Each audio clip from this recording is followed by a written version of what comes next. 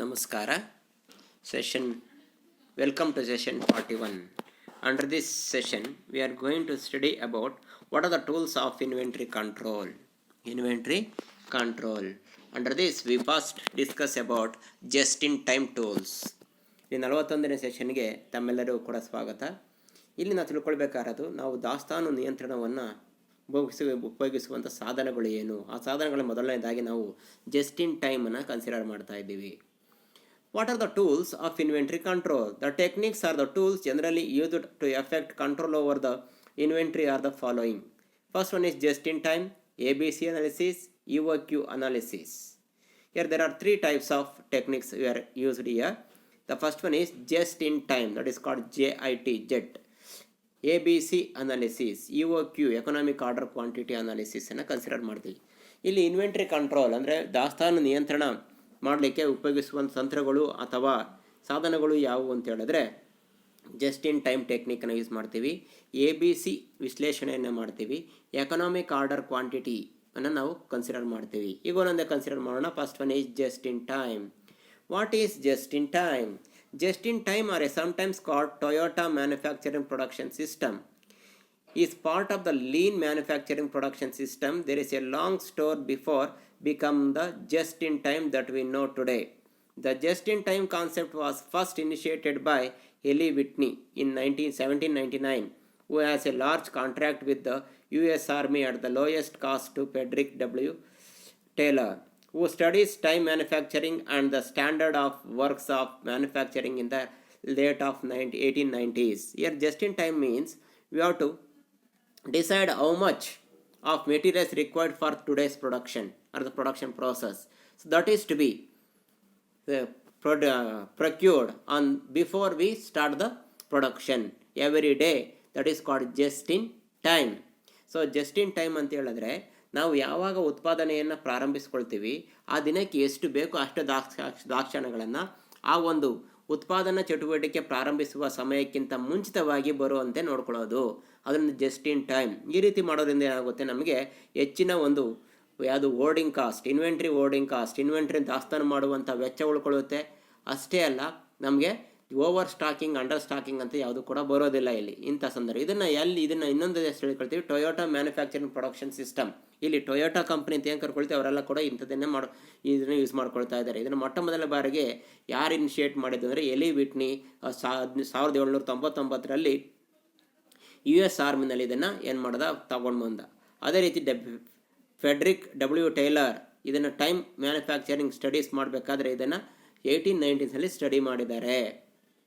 In the 1910s, Henry Ford first introduced the new model T automobile system in the Ford system or just-in-time system.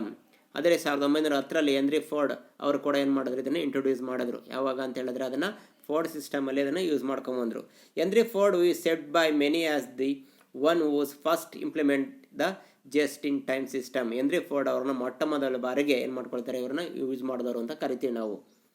Just in time is a purchasing and inventory control method in which materials are obtained just in time for production to provide finished goods.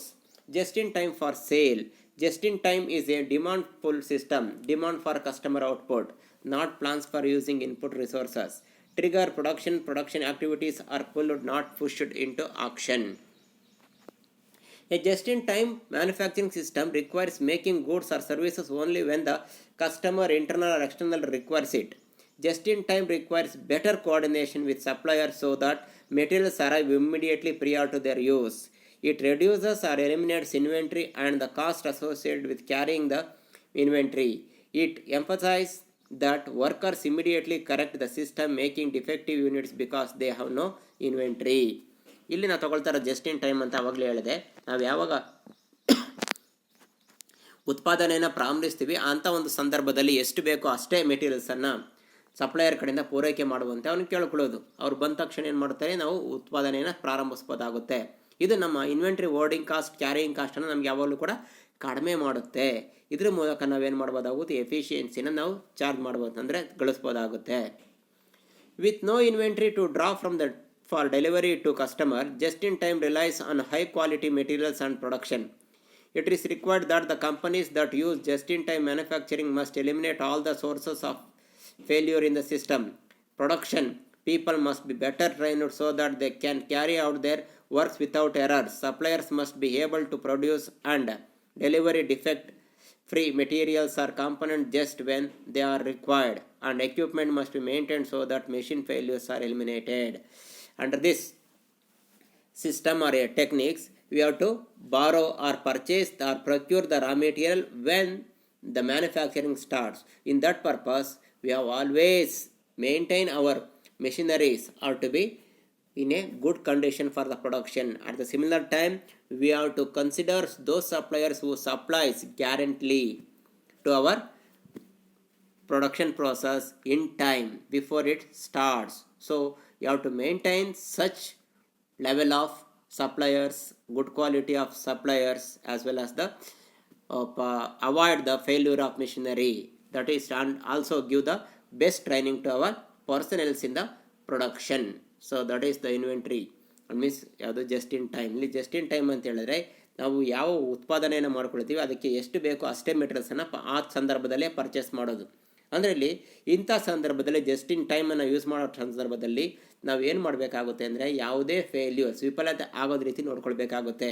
ನಮ್ಮಲ್ಲಿ ಉತ್ಪಾದನೆಯಲ್ಲಿ ತೊಡಗಿರುವಂತಹ ನೌಕರರೇನೆಂದರೆ ಅವ್ರಿಗೆ ಹೆಚ್ಚಿನ ಒಂದು ತರಬೇತಿಯನ್ನು ಕೊಟ್ಟು ಯಾವುದೇ ಕಾರಣಕ್ಕೂ ಅವರ ವರ್ಕಲ್ಲಿ ಯಾವುದೇ ರೀತಿಯ ತಪ್ಪುಗಳಾಗೋದನ್ನು ನೋಡ್ಕೊಳ್ಬೇಕು. ಅಷ್ಟೇ ಅಲ್ಲ, ಸಪ್ಲೈಯರ್ಸ್ ನಮಗೆ ಯಾರು ಕಚ್ಚಾ ವಸ್ತುಗಳನ್ನು ಪೂರೈಸ್ತಾ ಇದ್ದಾರೆ ಅವರು ಕೂಡ ಯಾವುದೇ ರೀತಿಯಾದಂಥ ತಪ್ಪು ಮಾಡದೆ ಸರಿಯಾದ ವೇಳೆಯಲ್ಲಿ ನಮಗೆ ದಾಸ್ತಾನು ಅಥವಾ ಕಚ್ಚಾ ಸಾಮಗ್ರಿಗಳನ್ನು ಒದಗಿಸುವಂಥ ಸಪ್ಲೈಯರ್ಸನ್ನು ನಾವು ನೋಡ್ಕೊಳ್ಬೇಕಾಗುತ್ತೆ.